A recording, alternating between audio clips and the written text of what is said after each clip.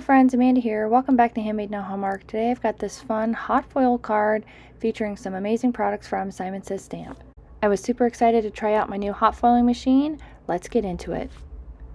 Starting out by working on my base kind of panel for my card background using the refracted embossing folder from Simon Says Stamp.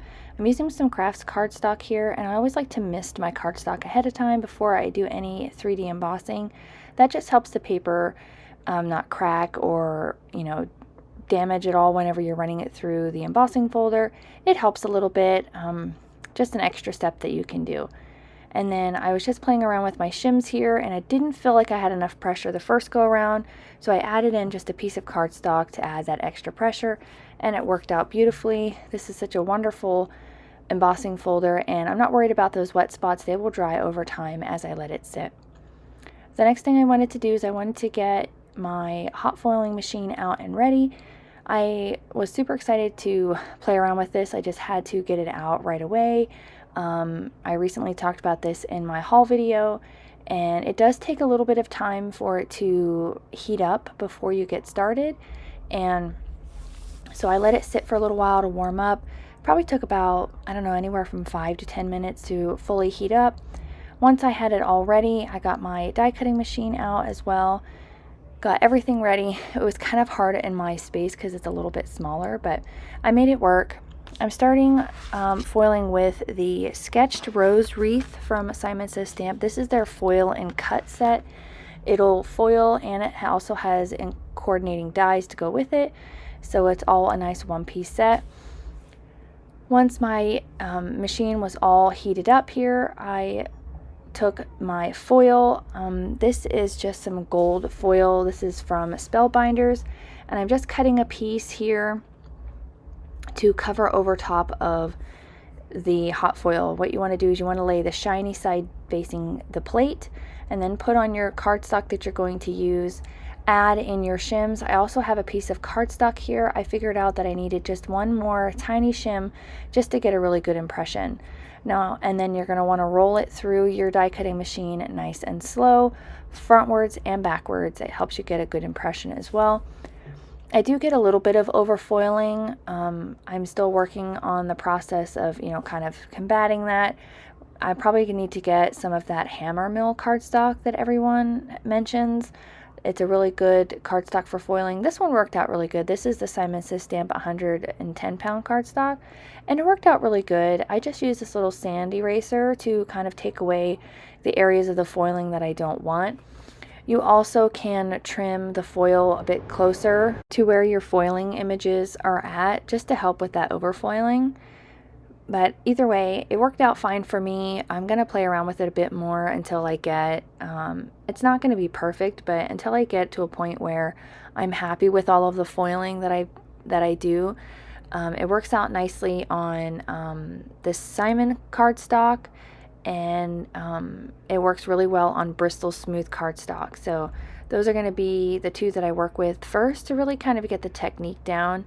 And then I might venture into some other cardstocks as well. This next foil and die cut I'm using is the sketched Rosebud bundle. This is another foil and die cut from Simon Says Stamp. I really love these images. They're so sweet. And here you can see I kind of trimmed around the foil plate before I die cut it, and that really did help with the overfoiling. I only had a few places that overfoiled, but they weren't where I was too concerned, because with the fact that these die cut out, you don't really have to worry too much about the overfoiling. And this is so pretty and so addictive. My little buddy came in to see what I was doing, and I was showing it to him, and he thought it was really, really pretty. Is what he told me. He thought it was really, really nice, so he said he wanted to come and see what I was up to. And then I gave him another little task to go off and find something for himself to do. So I set that other plate, let it reheat again, because I am going to foil this one more time, just so I have enough florals and greeneries to work with. And if I have extras, I can set them off to the side and use those another time. I did have a little bit of too much overfoiling on this one, but again, it worked out just fine. So you want to wait until your timer button stops flashing, and then you can add your foil, your cardstock, and then your shims, and then gently pull it out and run it through your machine. I found that if I kind of hold onto the handle and press it away from the machine as I pull, I don't have any shifting of anything on the top. It works out really, really good. So again, I'm gonna play around with this a lot more, and hopefully I'll have some more fun techniques coming your way. The next thing I'm going to do is I'm going to get everything put away here and use my sand eraser just to go around and get away any of those overfoilings that are near the images. I didn't want them to show up when I die cut. And again, they worked out really nice. I think they turned out really pretty. Again, I can see why this is addicting, because it was really easy and just a couple of extra steps, and you've got a really pretty card here. So I can't wait to use these again. Once I had that all done, I'm going to go in and color these with my Copic markers.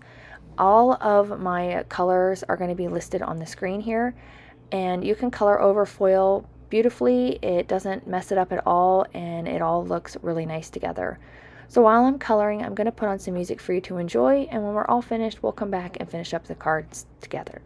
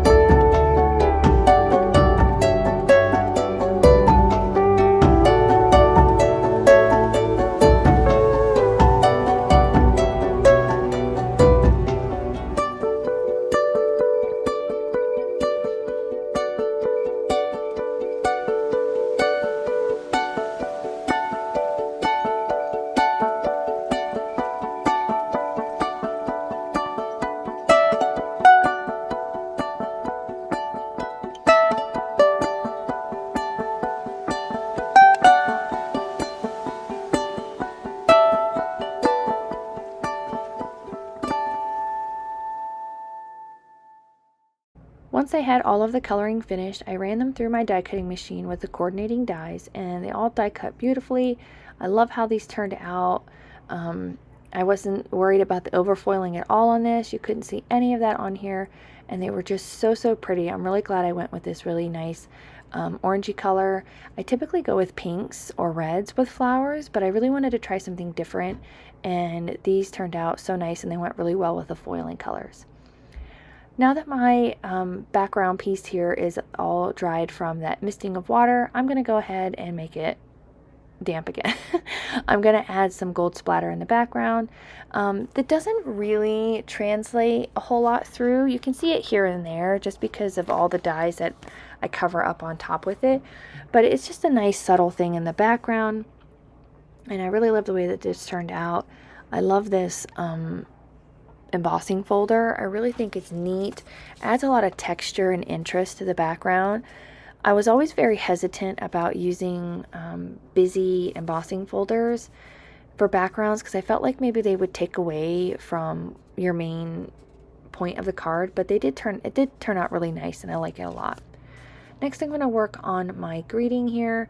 I've got the Happy Birthday die from Simon Says Stamp, and I cut it out of white cardstock twice and out of some gold cardstock once. The gold cardstock comes from the Tonic Studios Gold Hearted Mixed Card Pack. It's a 6x6 card pack that's got a whole bunch of metallic and textured kind of cardstocks. Again, I'll make sure everything that I have used in this video is linked in the description below, so if you are interested in any of the items, you can pick them up yourself. Gonna get all of that lined up here. And I really love this Happy Birthday. It matches really well with the other dies I have that are similar to this. It's a Miss You die, and I think a Thank You die. Really simple text, nice and small. It doesn't, you know, it really complements anything that you work with. And I love that they're separate. So if you wanted to use just the birthday by itself and maybe do like a birthday wishes or, you know, anything like that, you can. And then the happy is perfect size that you could use it for any holiday.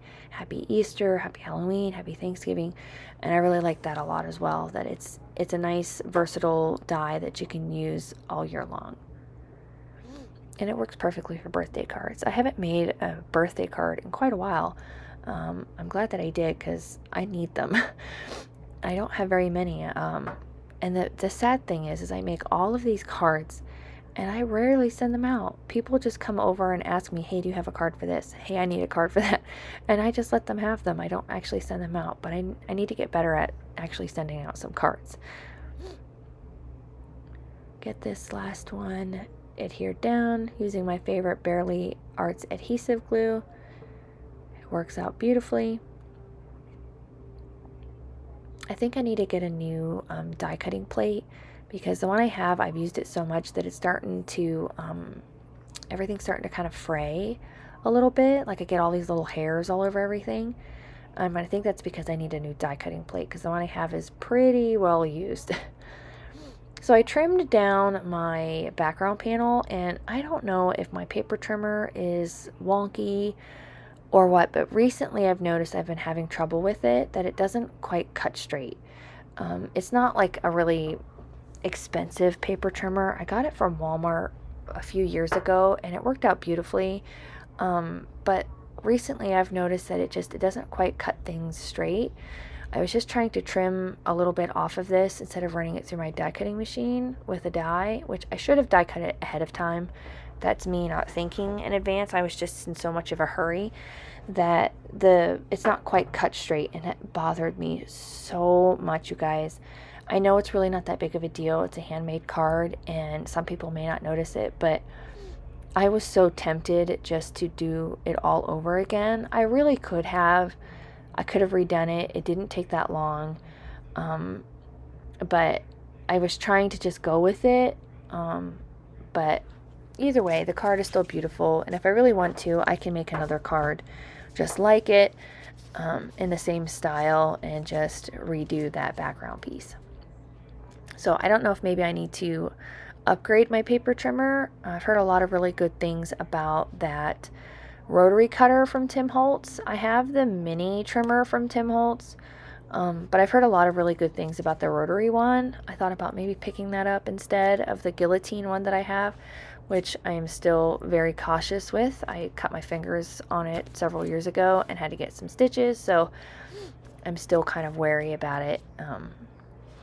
Either way, I'll have to figure something out for that. So I'm going to pop up this wreath with some foam adhesive. This is from Scrapbook Adhesives. They're some of my favorite 3D adhesives. They give a nice dimension. They're not super high. They give just enough. I mean, I know there's a lot of dimension going on in the background with that embossed piece, but I really wanted to pop it up so I could kind of tuck some of those extra pieces kind of in and around, just to really fill up the space. I'm just going in and I'm gluing down some of the pieces straight to the wreath here. And then some of the others, I'm just tucking them up underneath. Like this leaf here, I wanted to get it to fit kind of snug, kind of nestled in the top piece there. I was kind of hoping to distract away from the fact that that piece was cut crooked. I know it's really not that big of a deal, but I'm telling you guys, it really bothered me. But again, like I said, the cards still turned out really, really nice. And I can't wait to work with this set again. I've got some more ideas that I want to play around with using the foils. And I can't wait to use some of those for my Christmas series. And I know that foiling is super big now, so a lot of companies are going to be coming out with more hot foiling things to, you know, kind of branch out and have something for everybody. Get all these tucked in there, and it looks so pretty.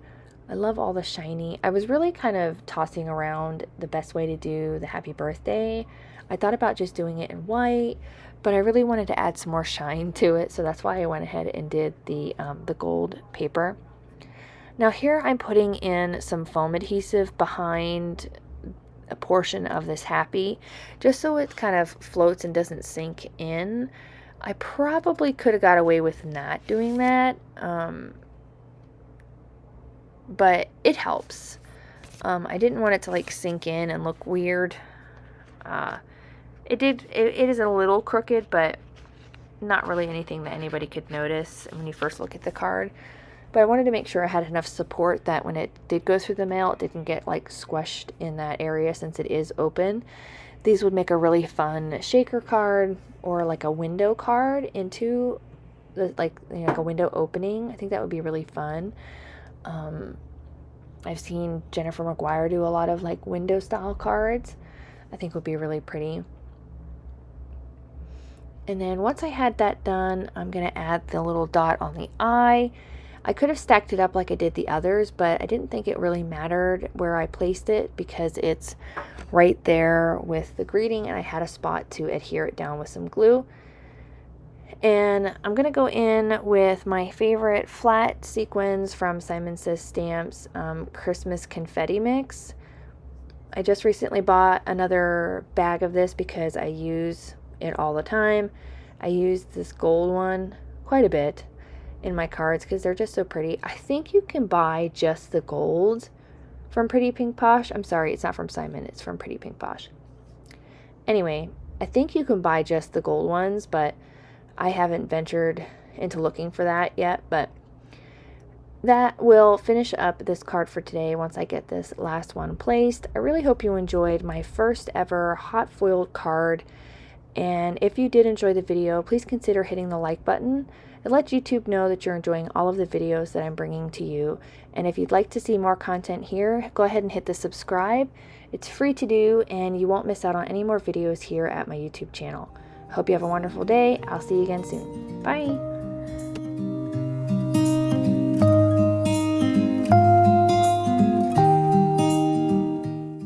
On screen, I've got a few videos that I think you'll enjoy. Consider hitting the subscribe button so you don't miss out on any more videos at my YouTube channel.